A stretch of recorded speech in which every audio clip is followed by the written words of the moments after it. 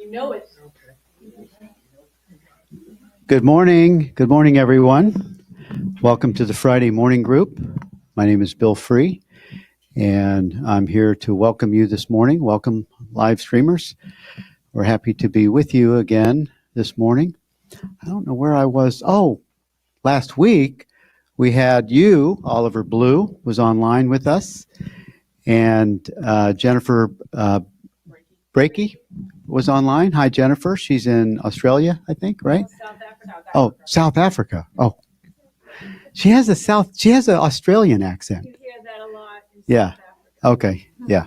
Anyway, welcome everyone. I'm happy to be here as your opening host this morning. And today we're going to partake with Irene Tomkinson. She's always a total blast, and she always engages us to practice something. So I'm thinking, and maybe that's just a memory, but she's a therapist and she's a psychologist of type, and she likes to give you a direct experience in her teaching. So I'm looking forward to seeing what she unpacks this morning for us. And a few things, just a couple of announcements before we have our Cafe Gratitude thought for the day. Is that, if you're in the 40-day program and this is new to you, the live streaming, welcome. I think you're on a day about 30 or 32 in the 40-day program, and Lisa has been doing a group kind of a talk with you every Monday since this is the first time she's offered the 40-day group a live sort of it's live support and she's been doing a teaching, and she's been taking questions and helping people, supporting them that way. She's done this for the first time this last round, and it's been so helpful, and we've been getting so many emails of people that are just that's really having an effect on them. And so thank you, Lisa, for doing that this time. And the 40-day is going to end, I think, on November 11th, might be day 40, and then we're going to have a live webinar after that. So we're looking forward to sharing with you on that live webinar. I think it's going to be on the 17th. And a couple of other announcements.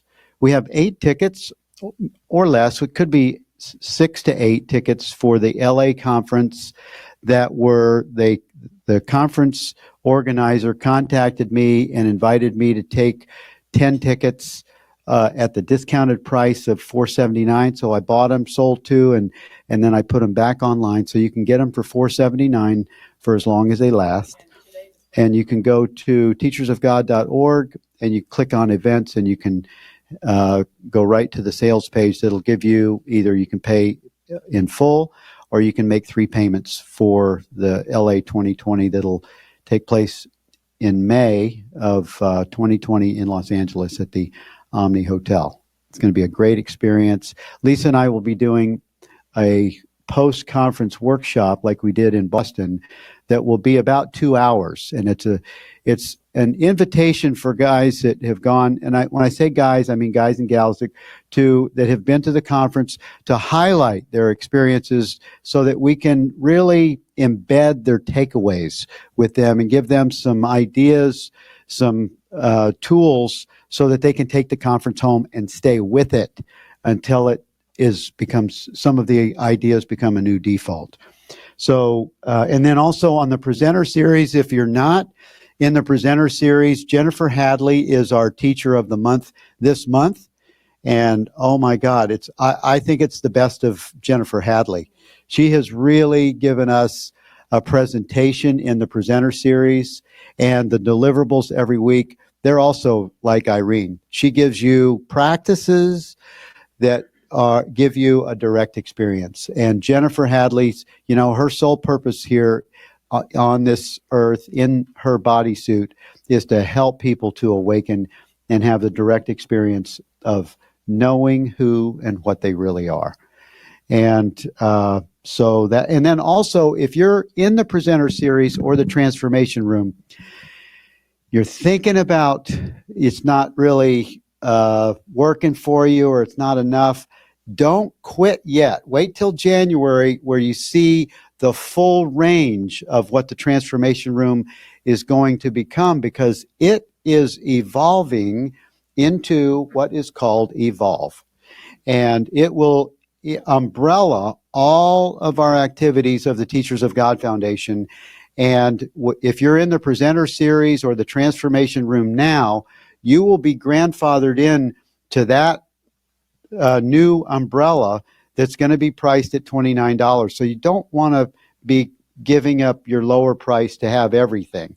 And also that's where we're going to be doing that's where our live events are going to be live streamed into.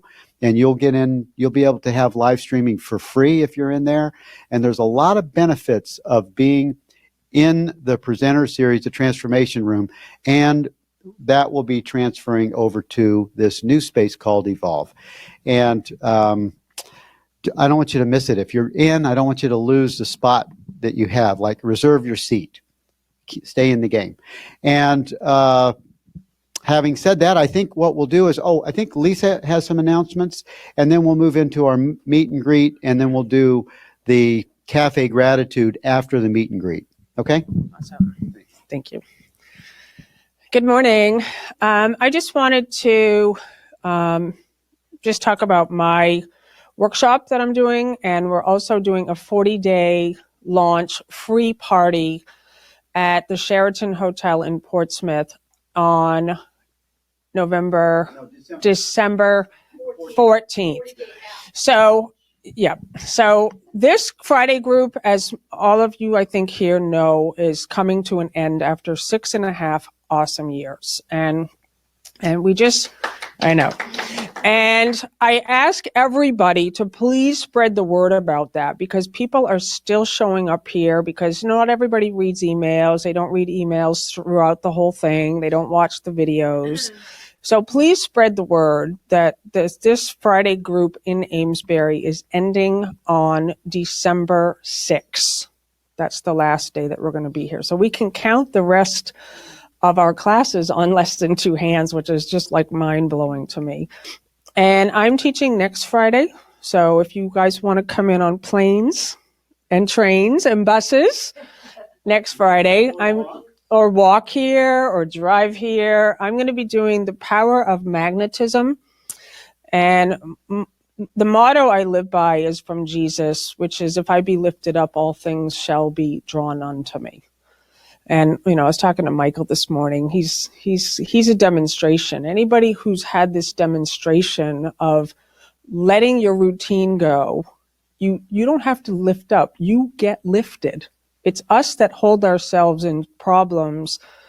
But when you let go, you are lifted, and everything that you need for the journey is lifted into the space with you. So that's next Friday. And then on the weekend of December 14th, there's the 40-day launch app party, which is totally free from 9 a.m. to 12. Yep.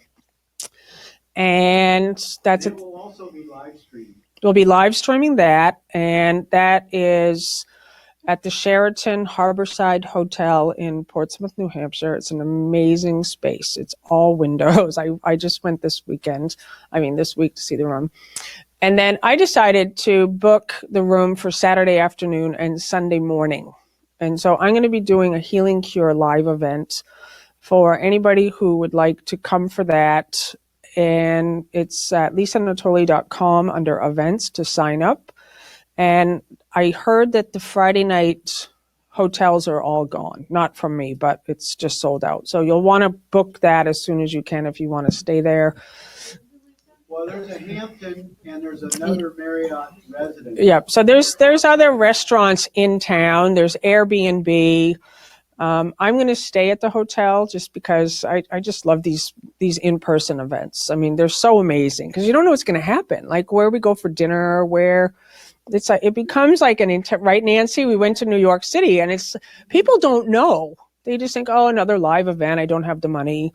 It's amazing, right? It's just you meet people, and I set up a Facebook group for people who have been in my live events, if you need to hook up with a roommate. So it's just a way like we can all really stay in touch with each other. So that is my announcements. I hope to see you there. And now we're going to rise and we greet each other in love and gratitude.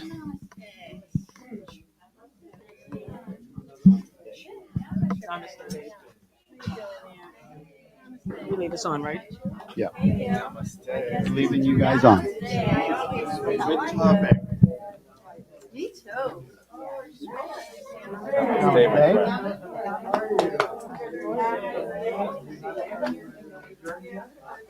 Okay. Oh. What's your name? Holly. Yeah, Bill. Right? Yeah. Namaste. Good to see you.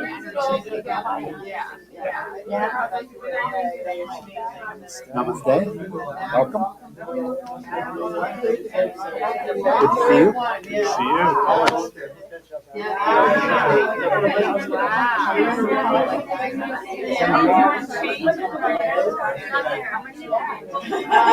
Scared?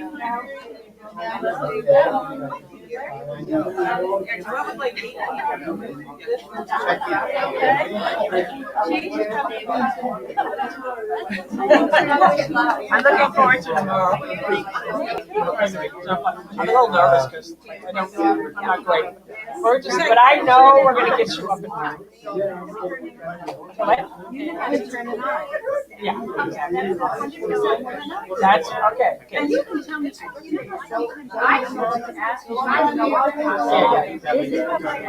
I actually was playing around with it this week and I was like, I know how to get enough. Keep it from exploding. Hi, honey. Come see the girl.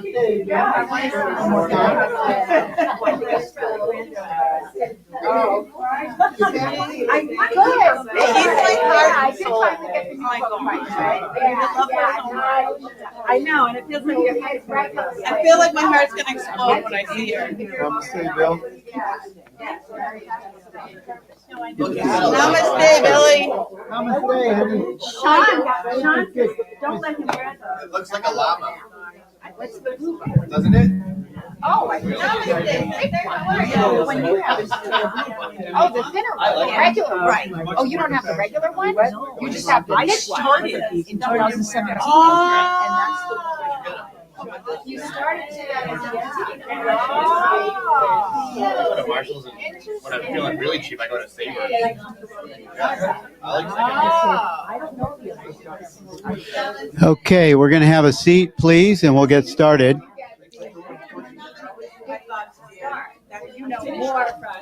Let's have a seat, please, and we'll get started.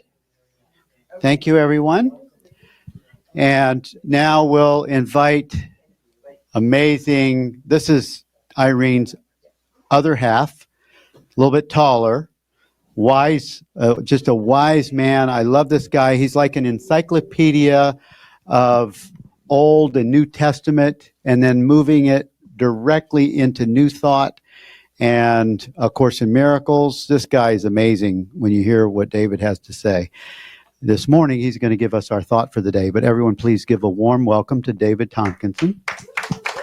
Live streamers. Thank you, Bill. I always learn a little bit whenever Bill introduces me. Because sometimes I forget that I'm a pretty nice person, right? Okay. You're a keeper. So today's lesson from Cafe Gratitude, November 1st, kind of interesting, actually, by G.A.K. Chesterton. The way to love anything is to realize it may be lost. I first read that and I said, no, wait a second. The way to love anything of this world is to realize that it may be lost. That's what I would add. But it's true because, Irene and I have really been thinking a lot about aging. Doesn't have anything to do with us, but it seems like a nice topic. But we watched a short film about modern love. There's that little series called Modern Love. And an older couple, they had been married before, but they met, fell in love, and then he died. And they were runners, and she went ahead and ran at the end, and he was no longer there. And I looked at Irene and said, one of us is not going to be there for our walks on the ocean that we take pretty regularly. But I want to also add something to this, my own little addendum to this. The way to love anything is to realize it may be lost. And my thought was, the way to love everything is to realize we are all one and we are all connected.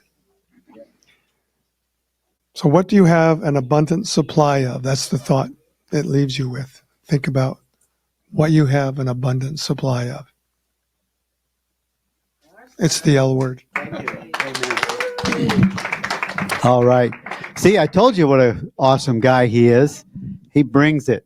He brings the wisdom and the strength of the statements that he espouses. And I'm just very honored and happy also to say that Irene, besides being our presenter, our guest speaker today, Irene has written a couple of books.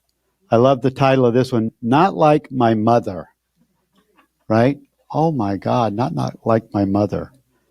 I know that. Like my mother. Exactly like my mother. And now I love this one. This is priceless. I'll take God, hold the religion. Right? Yes, I love that. And Irene is also she's going to be on TGF TV once a month. And we have 4 presenters that are going to be on TGF TV that have committed to 12 months. And I just can't wait. Irene's is going to focus on A Course in Miracles and AA. That's going to be one of the 12 steps. Okay, the 12 steps.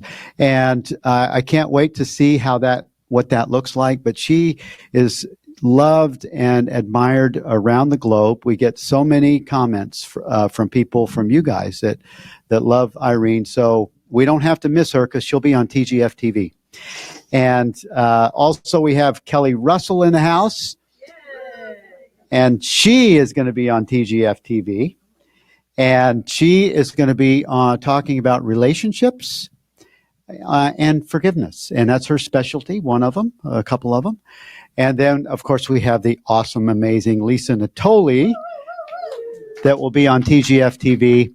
And I heard about this other guy that likes non-duality and awareness, and he'll be on TGF TV too. And I've started inviting some guests to my show for TGF TV, and I'll let you know who the guests are once they are committed to the show. But I look forward to, Irene, thank you for saying yes to that. You were the first person I asked besides my wife, but she was right there in the house with me, so I asked her first.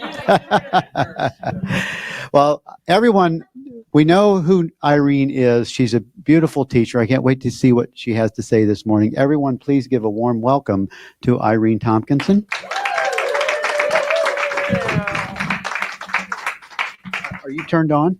Let's make sure. Oh, whoa. All right. Okay. She's got it. There it is. Still works. Good morning, everyone. Namaste. I totally see and feel the light in all of you, in every single one. So today I chose transitions and change because it feels like that's what we're all a part of, right? Especially knowing that we're only going to have a few more weeks left in this incarnation or manifestation of Teachers of God.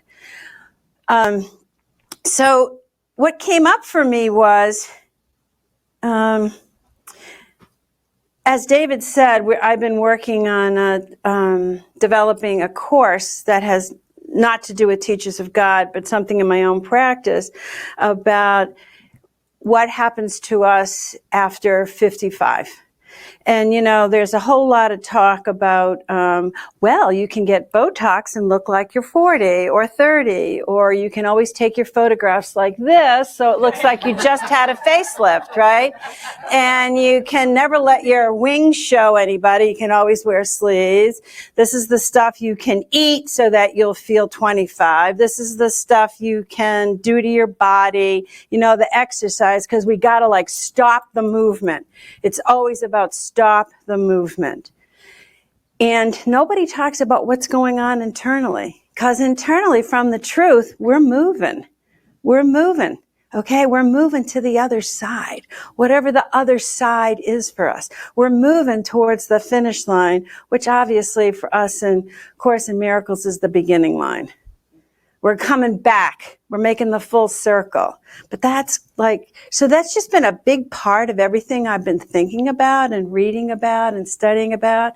And then the idea that this incarnation is changing. This is our routine. Even if you can't come here, I work a lot of Fridays, and when I can't come here, I still know, I can go watch it. So I multitask and watch it, and then I tune into it later because it's archived for me. And there's something snuggly and secure about knowing that it's here and that you guys are creating the space. So what happens when change happens? Because what we have here is a special relationship with this ritual. Special relationships are not just with people. I had a very special relationship with my 25-year-old self. I didn't know it until I became 74. And I look back, and she has definitely grown in my imagination about how fabulous she was, because I know what's not. It's that whole thing in the rearview mirror. And when we're called to change, which we're constantly called to change, because this whole life energy that we're in is a moving river. My spiritual belief before I got to Course in Miracles, I've had it for a long time, is that, but this has certainly fed it for me and validated it for me, was that we were some kind of energy before we got here. We're going to be some kind of energy when we leave here. This is just a few chapters out of some kind of story we've written. I'm not exactly sure what the whole purpose of it is, but I have an absolute intuition and gut feeling that it's all on purpose. It's all on purpose. Yeah. My alcoholism definitely showed me that. What I thought was the absolute worst thing that could happen to me was realizing that I could not drink in safety. And I knew my gut was telling me, you got to stop this, girlfriend, because this is not working. You're going to kill somebody with your car, because I always picked myself as the designated driver. How arrogant is that, right? Under the influence. And then when I got to the 12-step program, and I realized that whatever I had done before with my relationship with alcohol absolutely had to change. But I didn't know what the new stuff was going to look like. It is terrifying. And I realized that had been the God of my understanding. That had been my big, fat, special relationship, my relationship with alcohol. Also my relationship with being right. Also my relationship with education, because I was going to get all the answers. Because one of the things about my mom was that she had no education after the 3rd grade. Okay, that was not certainly something I held against her, but I always felt that that was one of the limitations that she gave me. She couldn't teach me how to get into college. She couldn't teach me how to get into high school. So poor me, I didn't have that kind of support that I watched other kids get with their families. So I got very arrogant about getting as much education as I could. I was a snot about it to my mom sometimes. Though she totally supported education, she kept, saying that that's the way out of poverty. We were in poverty. Anyway, there's special relationships that we have all over the place with everything we're holding onto. Everything. So I'm an author. I love writing. developing this course for me is instead, in lieu of writing a third book, I'm really having a blast learning how to do it and created a digital online course. So there's a lot of research and a lot of writing that goes with it. So one of the things I came across was this sentence that said, well, it was an article, and the article was the 80 best sentences in books. The 80 most important sentences, right? So I wanted to see what they all were. I was not quoted in any of them, but You were 81. I was 81. I just missed the list, right? And I couldn't find where this one was from. But the courage to be insignificant.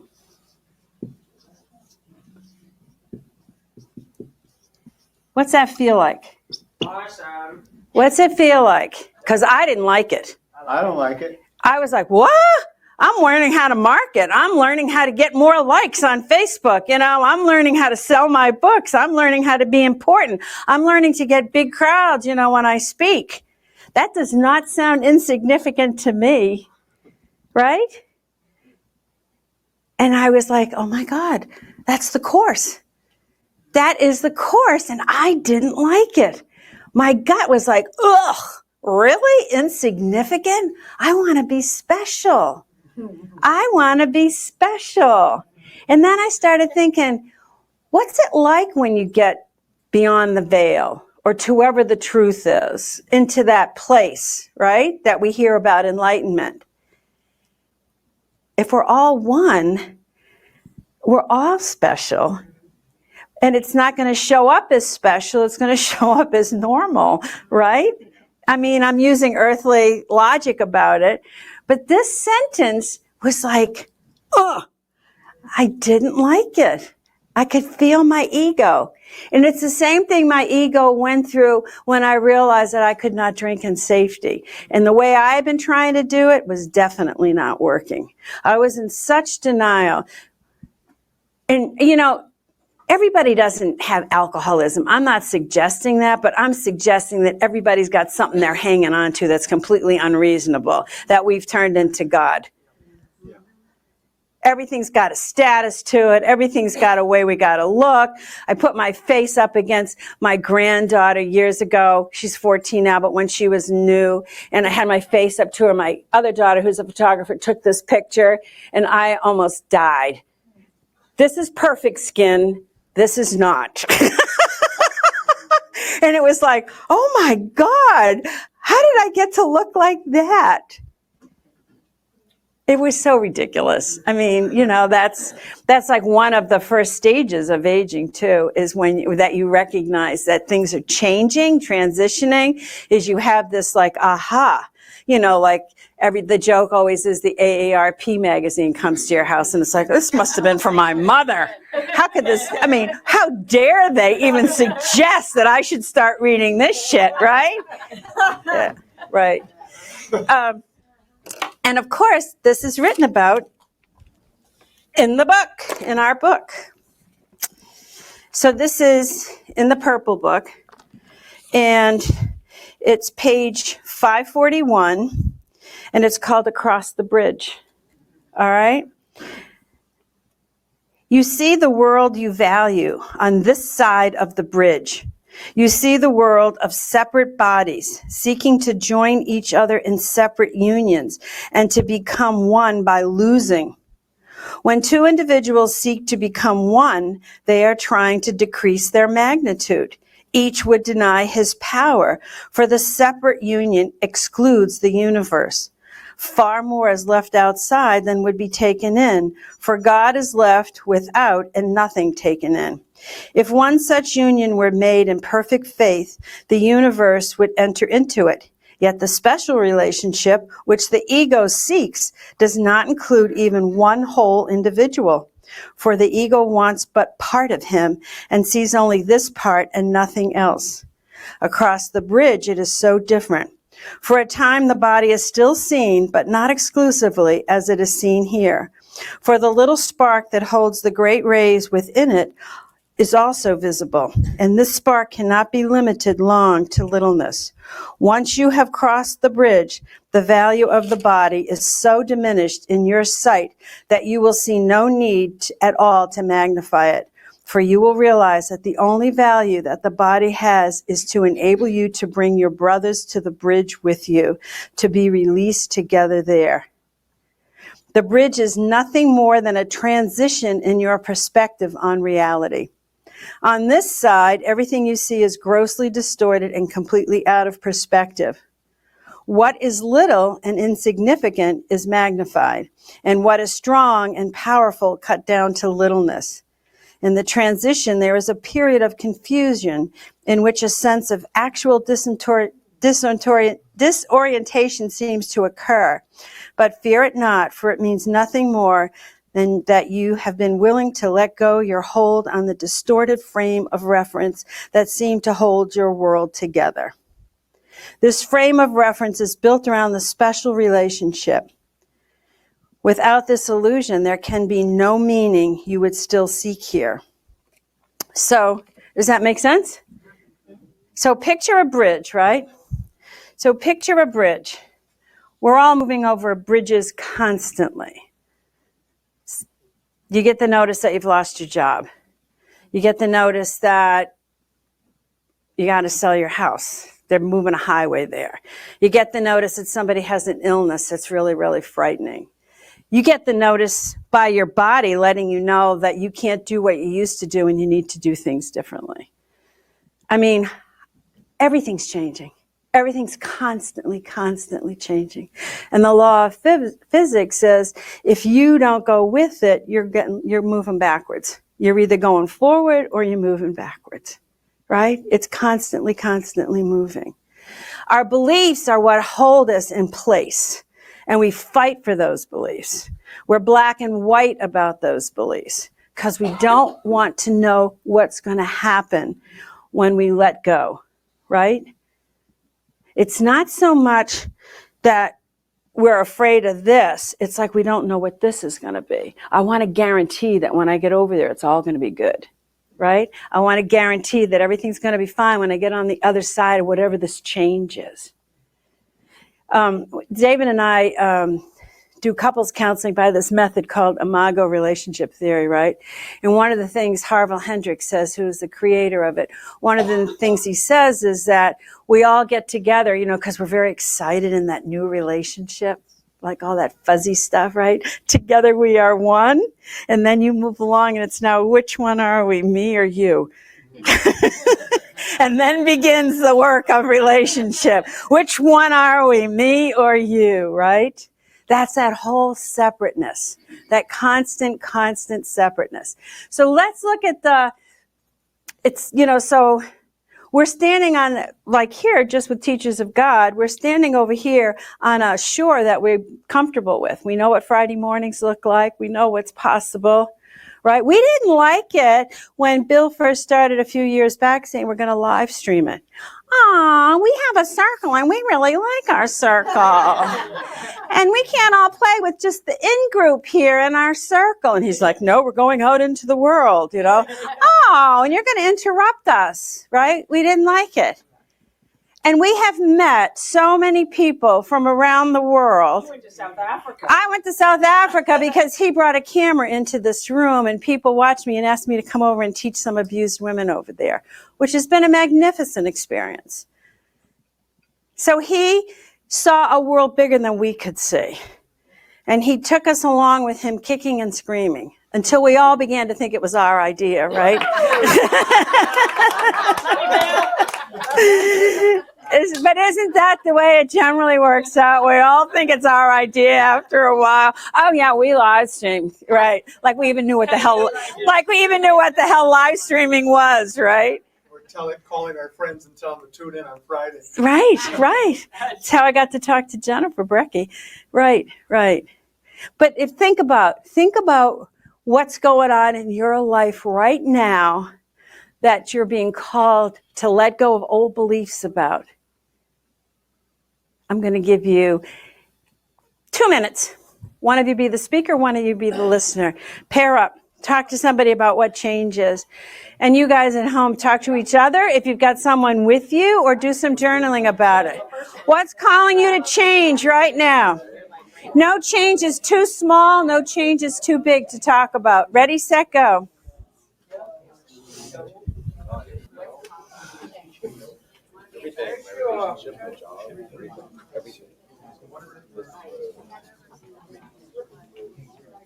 But what I wanted to say to Irene when she said you get a notice, you get a notice, you get a notice. Sometimes you give a notice.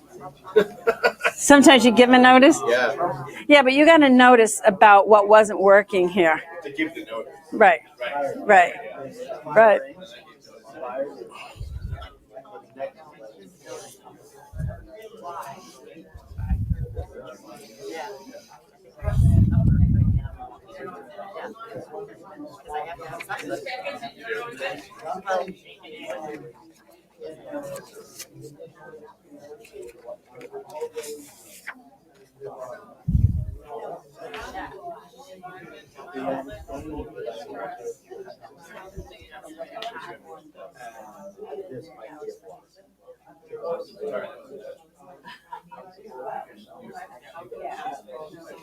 What's changing for me is my relationship with financial responsibility.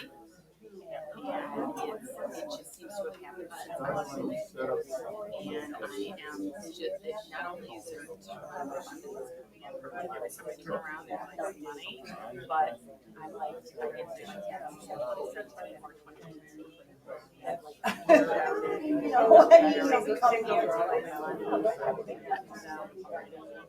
and I am just getting taxes done, hired a tax attorney. Like today, I'm getting my 2017 was done. I got 2018 done like a week ago. Like I'm taking like full by the horn. I'm like, Do you have any questions on the scroll?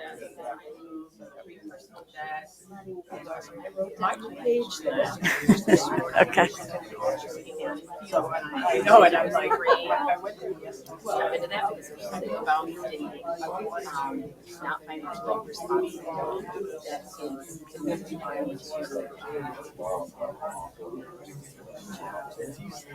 Yeah. Someone just said, Irene, someone just said you have to compare the Holy Spirit like this. It's so exciting, but so far out of my comfort zone. Calling you to what?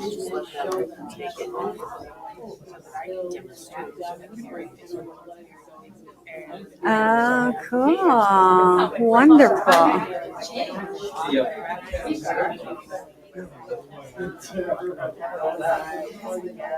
Are there any flip charts? Because this pen doesn't work very well on there.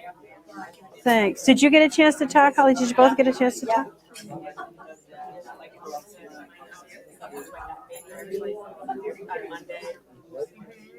so excited about.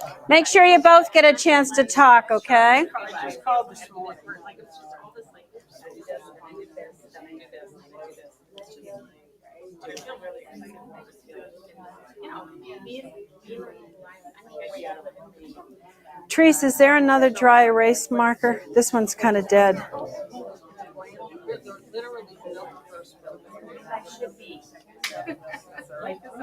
Oh, good.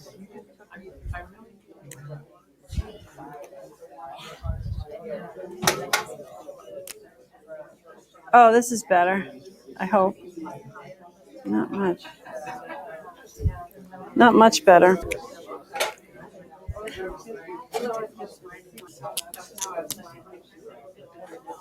Okay.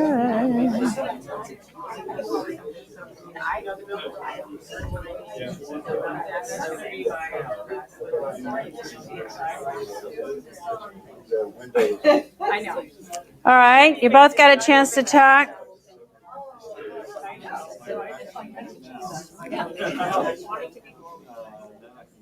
So everybody got a turn to share? So is anybody willing to put some of their changes up here into the conversation so others can identify? because I'm sure there are plenty of people at home that can identify with some of your changes. Because you don't have to explain the whole change, but just talk about what the change is. Kelly, you're shaking your head. Does she need a microphone? Chick always needs a microphone. The chick always needs a microphone. And a band. Exactly. Stage, microphone, band. My change is the one to financial responsibility.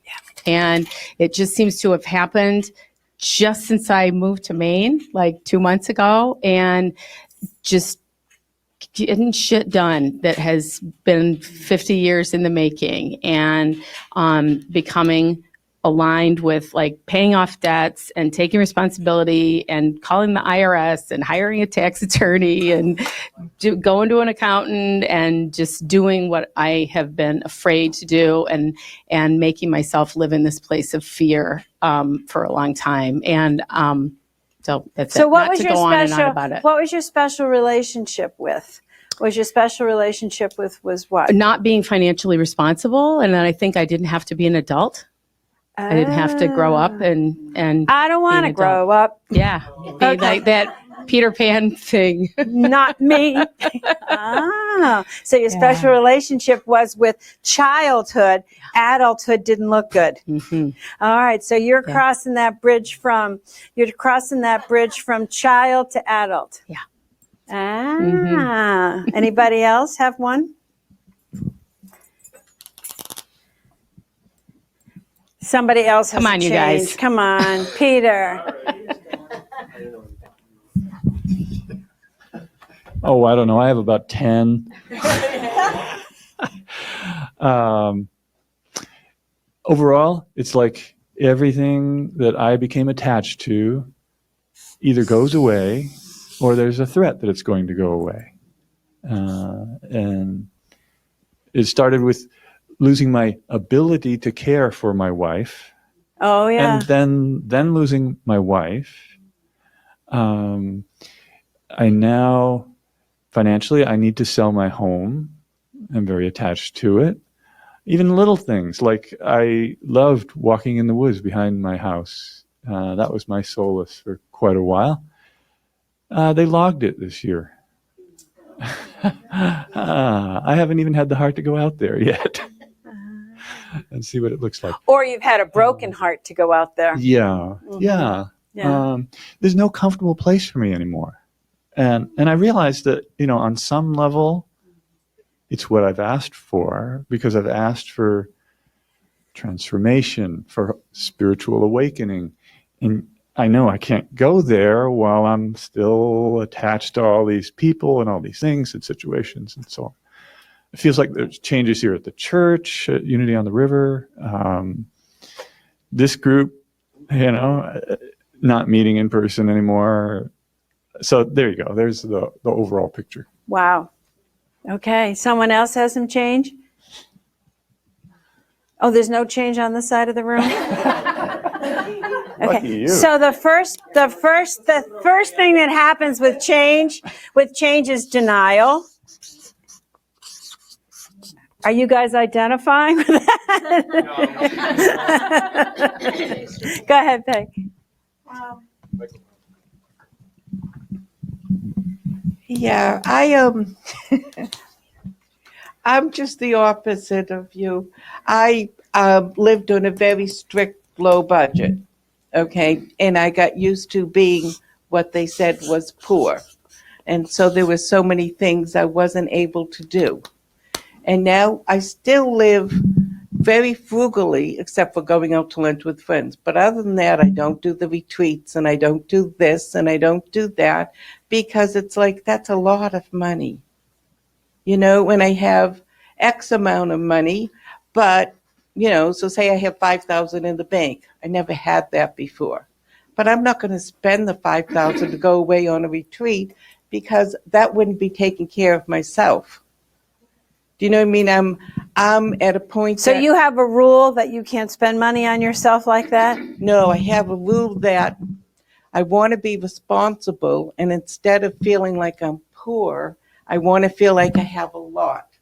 Okay. And if I don't spend everything, or put it on the charge and then I can't pay it, Okay. then that's not taking care of me. So it's a feels So like- you're wearing a new outfit. This is an outfit you didn't wear before. You had the I'm poor outfit down pat.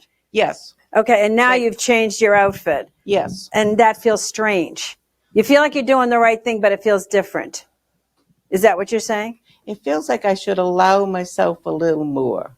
Yeah. Like you went from not having to like, what's the Right. middle ground? Right, and I don't. Like And you I'll- don't know quite how to put that outfit on yet. Right. Yes. Yeah. And I can't pay the whole price for this, but I could still, like, they're doing the retreat. I decided, no, I don't want to spend the money on it. So I'm not going this weekend. So it's hard for me to, Find the middle ground. to figure it out. Yeah. And beliefs, beliefs and special relationships are usually very black and white. Very black and white. Like, I know how to be poor. I got that one down pat, and now I'm not completely rich, but I have more than I used to have. Right. Right? Oh, I don't know how to do that one. That's kind of in the middle. Right? Right. Change. The ego wants familiar more than the ego wants anything else. The ego wants familiar because familiar makes the ego feel right. Okay? And we will bang our heads against the wall because we got used to doing that, rather than step away and practice something different. It's just what the ego does. The ego just does that. Right. Can hear you. The ego, controls us with fear. The ego controls us with fear. Good to hear you. Who else has got a thing that they're in change for? Yes, Nancy. Would you hand that to her? Hey Nancy, would you mind standing or leaning forward? Leaning forward's nice. Show yourself to Bill's world. Okay. I'm not even quite sure how to say this. When I spoke among our small group, I said something like,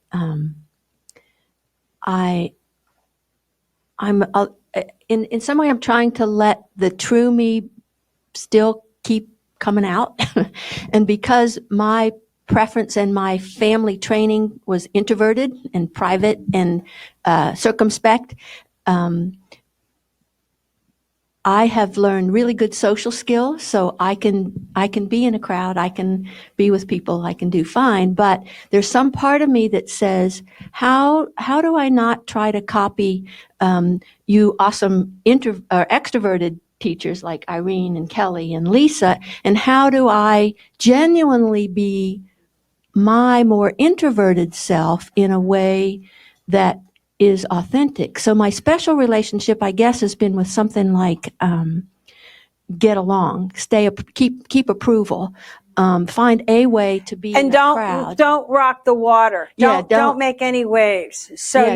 you really, really trust. I'll just be here, keeping everything status quo. Yes, Okay? I know how won't to bring do any this, attention to myself. and I'll do it, or I'll do it in tiny little steps. In a small, Little manageable ones. small, Samples. comfortable groups. Then I'll go jump in a waterfall in my underwear. It's like. Yeah. Anybody relate to that? Totally.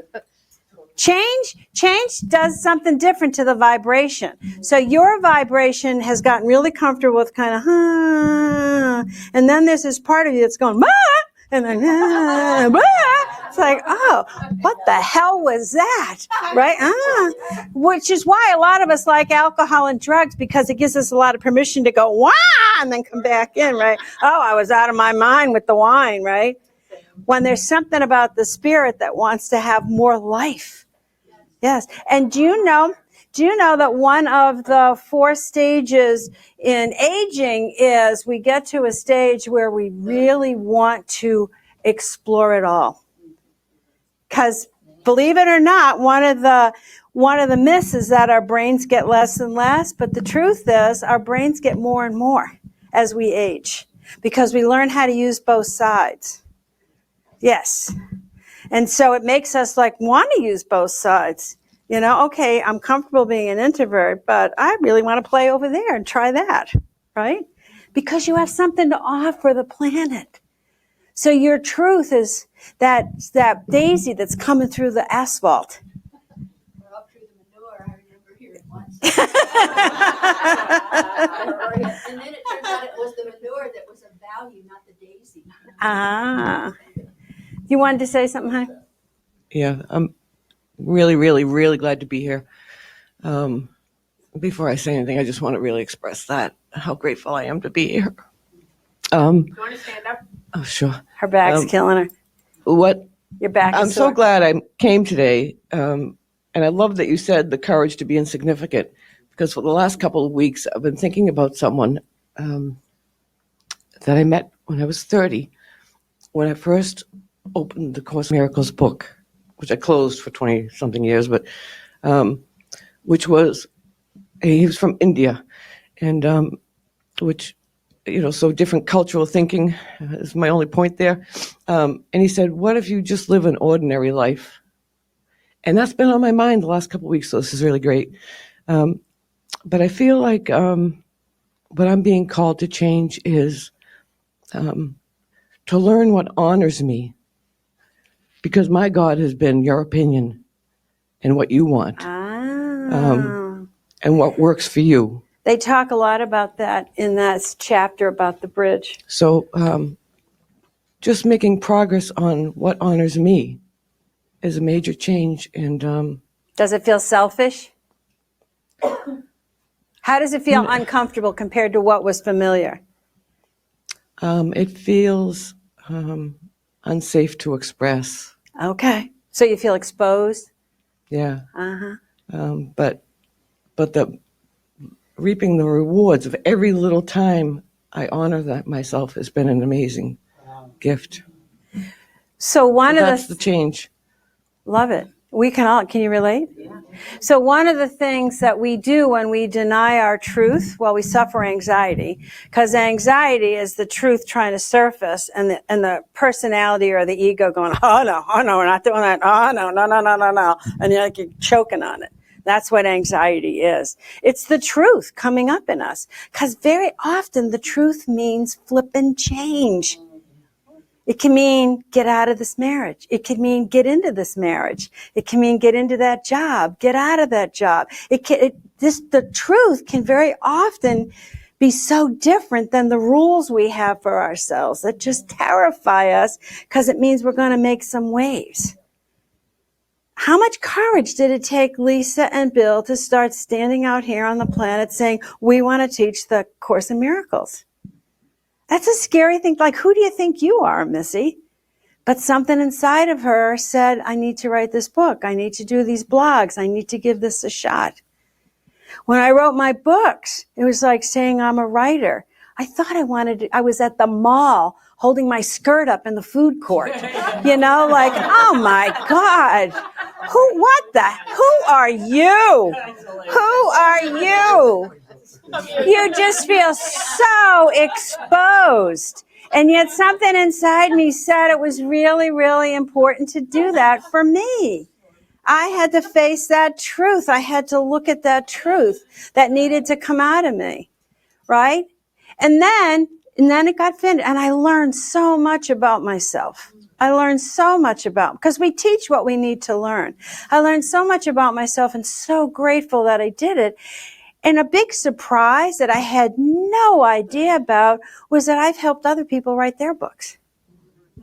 I had no idea I knew how to do that. I had no idea anybody would give a rat's if I did that.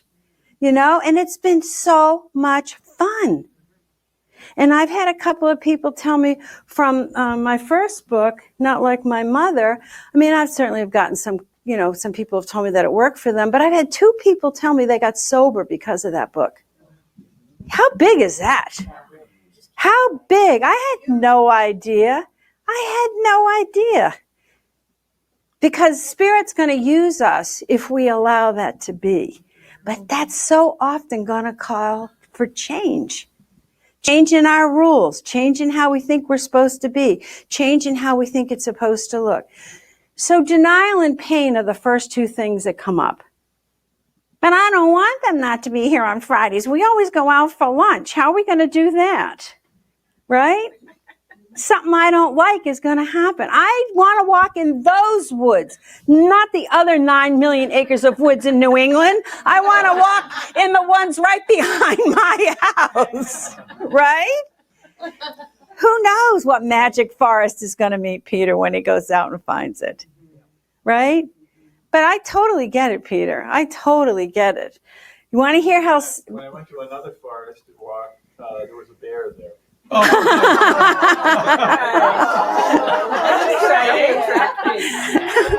starting to get the hint. You saw what millions of tourists try to get with their cars. Okay, so the next phase, right? The next phase is anger. Well, that's the stupidest thing I ever heard of, that they're leaving that spot, or they're going to sell the church, or he's putting this thing on live stream. Well, then I just won't go anymore. I would just hold this piece of hot coal right here at my house, right? I'll show them. I mean, that's what we do, right? Because anger is always, always on top of fear or sadness and hurt. If there's a God, why is this happening? If there's a God, why did that child get sick? Don't give me your spiritual bullshit, right? I'm pissed because you broke my routine. I'm pissed because I loved something that was special to me and you've taken it away. You've changed it. I didn't want this. I don't want my face not to look good in a picture beside my granddaughter. Besides, she's perfect, right? Breathe. I don't want to crunch and crinkle every time I get out of the car.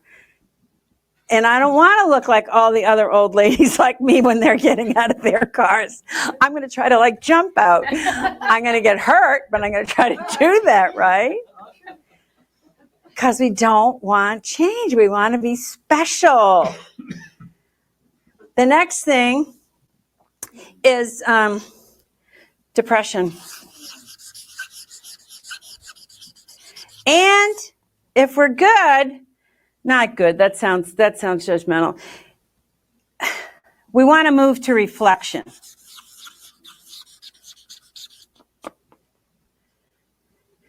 If we have a program like the 12 Steps, which is a spiritual program, or a program, a path to follow like the Course in Miracles, we know, we got the rules.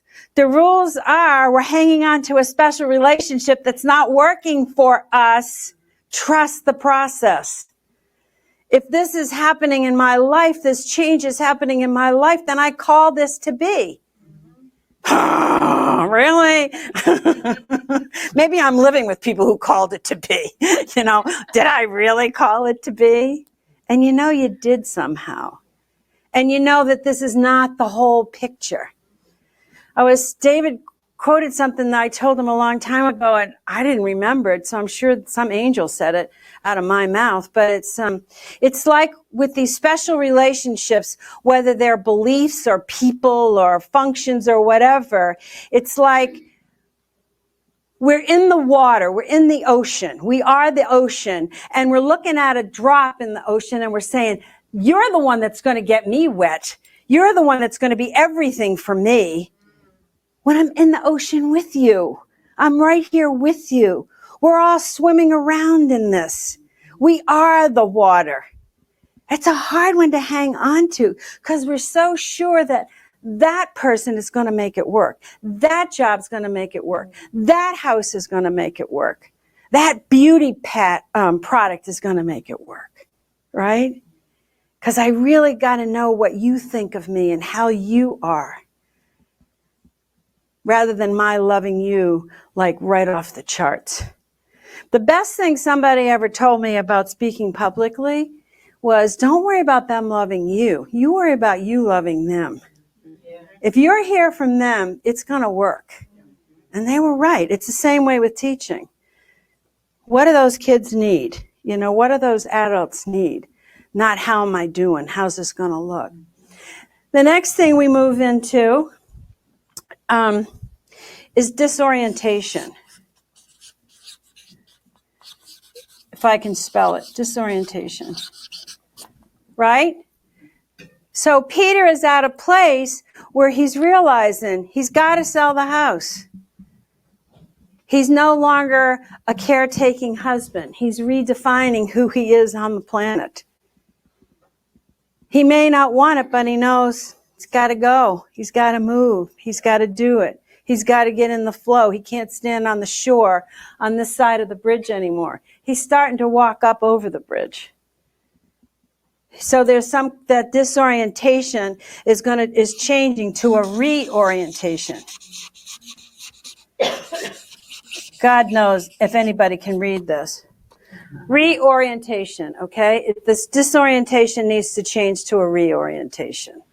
So we take small steps like Nancy said. I know that one of the things that Nancy is being called to do, and she's done it well, is she teaches a course of love. She has a group, and that's a big deal for her. She put herself out there, right? And she's liking it. And she's teaching about the science part of all the spirituality stuff. And she's liking it.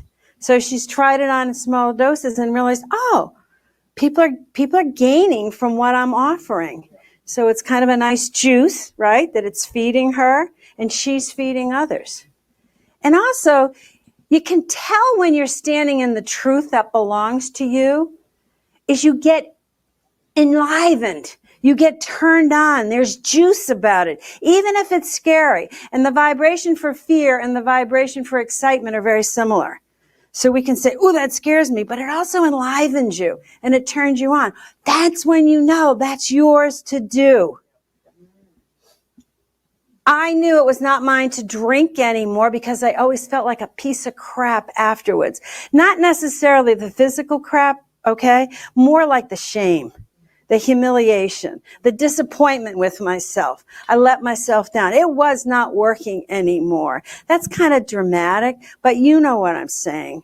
When you're hanging on to something that doesn't belong to you anymore, it doesn't taste good anymore. It doesn't feel right anymore. I'm sure there's a part of Peter when he sits in his meditation that says, Peter, come on, we got to stretch. We got to make the world bigger for ourselves. Right, Peter? Well, but I'm scared. Too bad. We're going. Life is going to just, the life energy is just going to keep pulling us. Teachings of God is exploding, which is why it has to change. It's exploding, so it's got to change that it can serve way more people. If you've done any of the classes online with Bill or with Lisa, you realize they're touching people all over the world. That doesn't happen if we don't bring the camera into the room. And we gain from that process. I had no idea how much relationships could happen over Zoom or on the internet until I started working with the women in South Africa. I was like, I didn't even know how you turn Skype on when they asked me to do it. And the first time we had an email about, me tuning in with them, I thought we were going to talk about how we were going to do it, and I was going to take 6 classes and read 8 books or whatever, right? Well, the room was full of women, and they thought we were going to start. And I'm like, all right, I guess I'm going to start teaching over Skype. And it really wasn't any different. As soon as I got over myself, it was these are human beings on the other side. Their souls are energy, mind's energy. We connected just fine, just fine. Okay, then the next thing is there's a turn that happens. And the turn is something starts to shift in you. And this looks like less of an issue and more of an opportunity. You stand in it and it starts looking like whatever the change is, whatever your behavior is, it's less of, you have moments where it's less painful and more like opportunity. And opportunity starts feeling like, wow, okay, didn't think of that. My daughter, I have one grandchild, and my daughter told us that they were going to be homeschooling her. And I was like, oh my God, will she ever learn how to read? Do you know how to are you serious? I was panicked. Like, how do you do that? You can't do that. I used to be a teacher. You can't do that. Well, she's 14 now. I've become such an advocate of homeschooling because there's just so much opportunity and so much greatness for her. I'm not saying it's for everyone, but over the years, I have like so changed my mind. I get excited about it now, and I can participate and help her with some classes or opportunities. And she's had so many opportunities. It's like she's had a very expensive private school education without the price tag.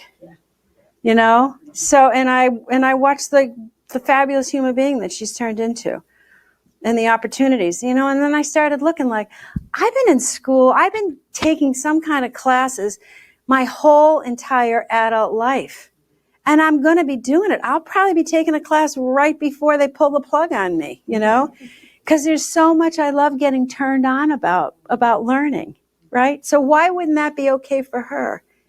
But I had this old model in my head about how it was supposed to look. Right? And we have that. I mean, we all have that over so much stuff. So if you're feeling that tug, you've made a special relationship out of whatever it is you need to change. It's not just about lovers. It's about all the attachments we have. And we don't let go of anything easily. We all have claw marks all over it, right? Then the final is acceptance. But let me tell you, acceptance is very, very different than resignation. Acceptance is very different than disconnect. And I think that for a lot of people, they do the spiritual Band-Aid. Well, I'm not supposed to be that, so I won't. I'll just stay up here in my head. I'll ignore the rest of my printout. As Deepak Chopra says, he says, this is the computer and the body is the printout. If you look at the body, you can see where the head has been, the mind has been. If you look at the mind, you can see where the body's going. Right? Resignation is, that's it, I won't go there, I won't think about it. I'll just keep it right here. Of course, I won't move well because I might shake some of that truth open. Oh, I'll just take something for this anxiety because the truth is going to come out no matter what the flip you want to do. It's going to come. It'll knock on your door. The big teacher for me was, you know, the alcoholism. The alcoholism said, you got a problem with alcohol, Irene. You got a problem with alcohol. You got a problem with alcohol. No, fine. Doing just fine here. Doing just fine here, right? But you know the truth is the truth. You know what it is for you. You know what you're doing that needs to change, that you're hanging on to because you're scared to change. I feel like I should call myself a locksmith because I was journaling about that yesterday. Because my mission on the planet is not to tell you what your truth is, but to tell you that it's in you and that we're the ones that have put all the locks on top of it. And we've put all the layers and the locks on top of our own truth with all these beliefs we have, which are our special relationships. All these beliefs that tell us, you can't do that, you shouldn't do that, what will people think, what will they say, they have expectations for you, you're going to disappoint, you're going to let people down, right? Okay, we have 5 minutes left. So I want you to find another partner, and I want you to tell this partner about something you're afraid to change right now. Some behavior or some action or something you're afraid to change right now. Ready, set, go. Find somebody different to talk to. You think about it yourselves at home. You think about what are you afraid to do that you're being called to do. Someone here on the conversation said she's afraid for what? Stepping out, teaching? What was it? That she felt she was going to expose herself? It was up in the beginning.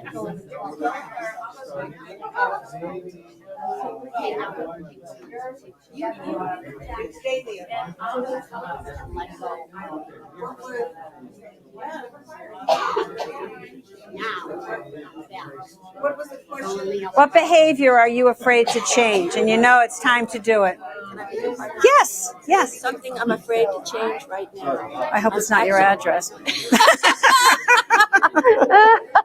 No, but I'm afraid to use it to actually say, okay, I'm going to schedule something, I'm going to do it. I don't know what it feels like a one of a kind deal, and so then I'm going to start thinking, well, what? You mean to use your space? Yeah, like to have it in my living room and have too many people come, and then what do I do? And I don't To want get a new space. Then it's like, no, it's like somehow I have to have it all organized, at least organized enough that I think I can do it. So I'm actually afraid. So you know what Marie Forleo says in her book, Everything is Figure Outable? You start before you're ready.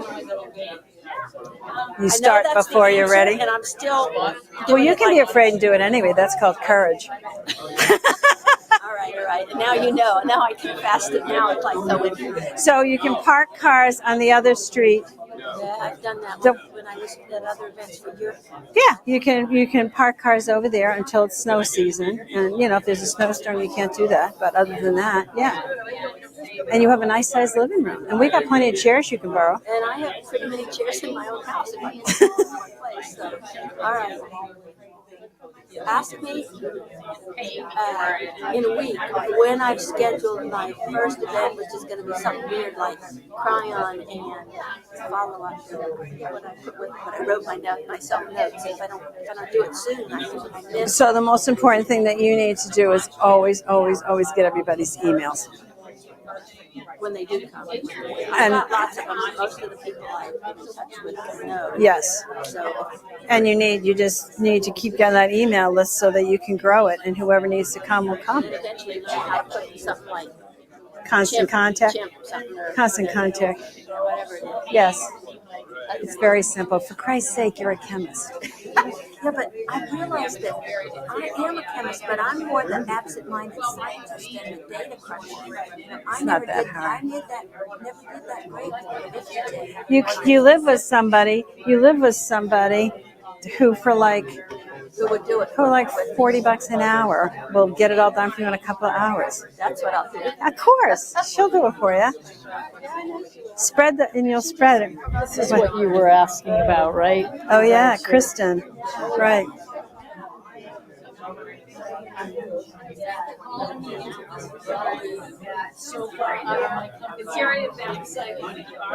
Let me just do that. I'll talk to her when we come back.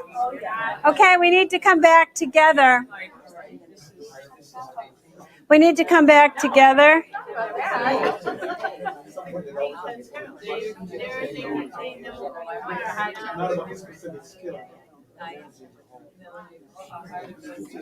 So everybody,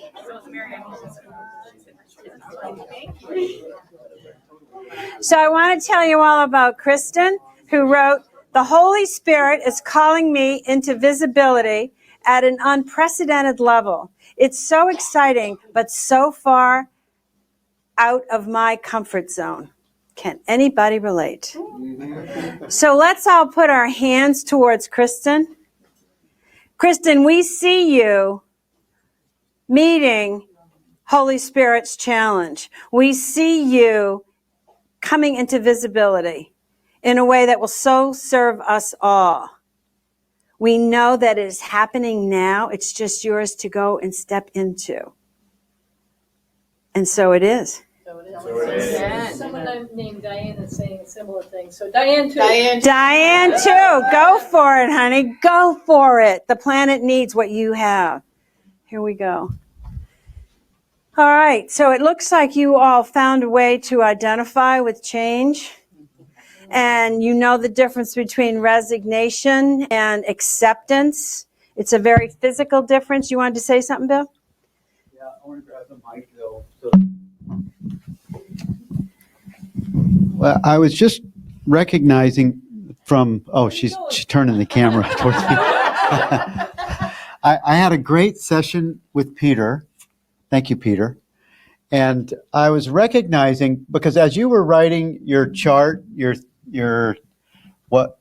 thing, anger, depression, disorientation. The stages of all of the change. stages. I recognized in the exercise with Peter what the antidote was, because I was looking for the antidote to those experiences, and the antidote is really stating it, allowing it to be seen and noticed. And if you can just have a little bit of space between you and what you said or what you believe, now the being is dissolving that illusion back into the truth of what it truly is. And that's the antidote. Absolutely. So that Absolutely. exercise, everyone got just what I said in the beginning. Thank you very much. A direct experience of healing. Good. Thank you. Good. So have I got 1 minute to read this? Okay, so this is from A Course of Love. We have talked much now of our special love for others, but what of the specialness you desire for yourself? Do you not see how intricately linked these two desires are? The desire to give and receive specialness is the driving desire of your life, and the world you see but reflects this desire. Love's opposite would not exist but for your invitation of it. All hate, guilt, shame, and envy are but the result of your creation of an opposite to love through specialness. All the maladies of the current time, as well as those of history, would give way to love without the interference of all that would make special. So whenever we make things special, we make things separate. And the compassion and love that we need to start with is that compassion and love with ourselves. We have special relationships with fear of embarrassment, fear of exposure, fear of failure. We have all those special relationships with pridefulness, right? Breathe. Deep as you can. Just remember, when you don't listen to your truth, what you're saying is, shut up, soul. You don't matter and you don't count. That's what you're saying. When you stand with your soul, with your tada, what you're saying is, I don't know how the hell we're going to do this, but we're going to take one step forward into it. Right? We're going to trust. We're going to trust. Because we are in the water, with the water, as the water, and we are one. Namaste. Okay. All right, would everyone please rise, and we'll join hands and we'll have a closing prayer. And we'll, if you're online and you would like to donate and support the Teachers of God ministry, there's a donate button for you that will show up in the chat box. And thank you, Irene, for that awesome teaching. I told you guys, this place filled up after halftime. Holy moly. Dang. Would anyone like to do our closing prayer? Anybody getting a nudge for that? The one who's afraid. I will. Yeah. Nancy will. Hold on. All right, Nancy. Thank you, Nancy.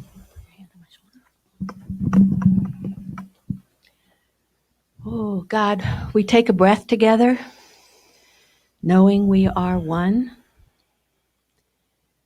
We allow the teaching and the energy and the love that flowed today as we practiced and heard and listened and integrated to be one with all of us in support of each other for doing something that frightens us, because I now know that that is also what invites me.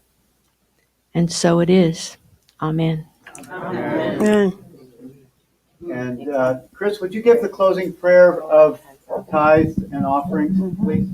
Okay. Thank you, dear God, for prosperity and appreciation, divine love. As us, blesses and multiplies all that we have, all that we have, all that we give, and all that we receive. And so it is. Amen. So it is. All right. Thank you, everyone. So good. So good. So good. That was so good. Good. It was perfect for today. I mean, I so related to everybody Oh, that spoke because this is what we're going through collectively. And the we know church, that, but everything. here and everything, yeah. It was so good. Thank you. Oh, I you're- loved it. I loved that. Good. I mean, I have this book. I never spoke about my fear, but I have this book. I'm afraid it's like at a standstill. You I'm wrote afraid or you're writing? I'm writing. Surrender to joy.